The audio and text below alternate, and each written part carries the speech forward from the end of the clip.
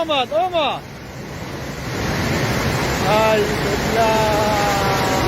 O'zbekistonda yana sel xavfi e'lon qilindi. Bu safar respublikaning 8 ta viloyatida. O'zgidromet xabariga ko'ra 23-27 may kunlari respublikaning tog'oldi va tog'li hududlarida yana sel toshqinlari kuzatilishi mumkin. Xususan 8 ta viloyatda kuchli yomg'irlar kutilmoqda. Qashqadaryo viloyatining Yakkabog', Dehqonobod, Chiroqchi, Kitob, Shahrisabz, Qamashi, G'uzor tumanlarida. Surxondaryo viloyatining Sariosiyo, Uzun, Oltinsoy, Denov, Boysun, Sherobod, Sho'rchi, Qumqo'rg'on, Muzrobod tumanlarida. Samarqand viloyatining Urgut, Samarqand, Bulung'ur, Nurobod, Qo'shrabod, Kattaqo'rg'on, Payariq, Jomboy, Ishtixon tumanlarida.